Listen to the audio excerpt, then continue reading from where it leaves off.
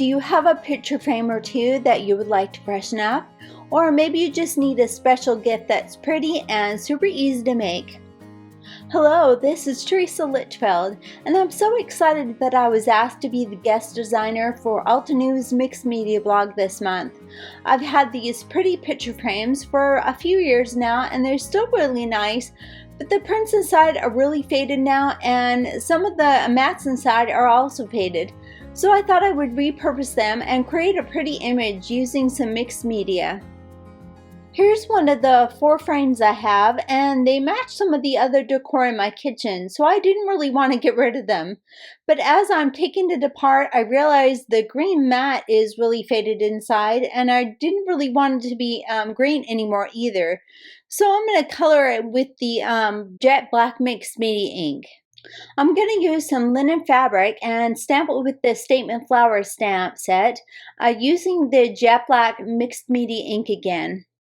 I've ironed the linen and I'm going to cut it with the fabric rotary cutter, and I'm using an Omni Grid ruler, which I have a suction cup handle on it.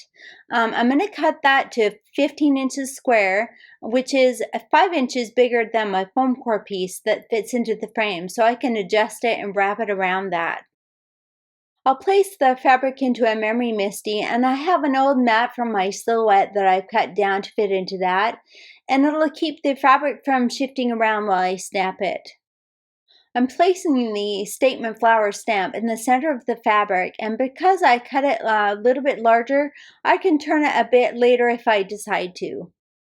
I stamped that a few times until I got it as dark as I wanted it, and I did apply quite a bit of pressure to it, so I'm really glad I have a sticky mat inside to hold it. I'll set the fabric aside to dry a bit while I work on coloring the mat. I'm going to start by adding some ink with a large blending tool, and that'll just help me get some coverage on that. And again, I'm going to use that jet black mixed media ink. And I just start laying down, even though the mat is kind of ripped a little bit, you're not going to see that, and it really turns out really nice. I worked the ink all the way around the mat, and then I decided to switch to the largest of the detail blending brushes to get a heavier coverage, and that helped me to cover the edges and to get into the corners a bit more. When I got that as dark as I wanted it, I tested it out by holding the outside mat over it, and it makes such a difference to see that clean edge. I'll let that dry now and go back to the fabric to heat set it. I laid a soft cloth over it and using my iron on the hottest setting without any steam or water in it. I'm just showing the procedure here. I have really took this over to my ironing board to actually do it. I thought it would be fun to show some of the other ideas I had. Here's a few other stamp sets that I have in my stash, and the painted flowers are perfect.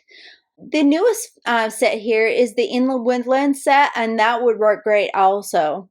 I love that one. Also, this would really be a fun project to make a pillow with, and this is just a plain pillow form, but isn't that the cutest pillow? And you could put some really cute trim on it. So back to the fabric, I'm going to use a temporary adhesive spray to spray the board and adhere the fabric to it so it lays flat. The one on the right, the 505 spray, is the one I use all the time. So, and I use that when I embroider on my sewing machine. So that's the one I'm going to use. I went ahead and took that outside to spray it in my spotter box, and now I can place the fabric on it. And then I'll just situate it with how I want it to be with the mat. And here's the reason you want to use a temporary spray, so you can adjust it. You're not going to be able to move it or shift it if you use a permanent spray. And then just being careful, I put the soft cloth over it just to really press it onto the board. To fold the fabric onto the back of the board, I do this one side at a time, and I like to use Scotch Clear packing tape by cutting a piece at the length you need, and put one edge of the tape onto the fabric first, and then you can pull it tight and adhere the other edge to the board. Depending on how you've put your fabric on the board, you might have more fabric in the corners than I do here, but you'll still just fold those corners in and tape them just like I'm doing, and it will still look really clean when you put it in the frame. You're just going to keep rotating it and doing the same thing on each side until you're all done. Now, when you get finished with that last edge, there's a raw end of fabric that I like to cover with tape so that it doesn't fray. That'll really clean that up so it fits in the frame really nice and snug. I'm really happy how this is turning out, and I just keep having to check it just because I'm so pleased with it. You just never know if something is going to turn out the way you hoped it would. I used a tape runner to put the mats together, and you really don't have to do this, but I thought I would do that just to get them to line up right. So it's time to put the finished picture into the frame, and I have paper on the back that I cut into, so I'll just tape that back into place with the packing tape. I did that on all 4 sides, and now I can attach the wire hanger back into the eye screw that's there. And don't forget to clean the glass before you put the picture in and close it up. Like I said before, I'm so happy how this turned out, and I thought it looked great where I hung it, but it definitely needs a friend. I'm super grateful for the time you spent with me, and I hope you'll give this a try and make some pretty home decor for yourself or as a gift. All the supplies I've used are listed in the description, and thank you again, and I hope you have a great day doing something you love.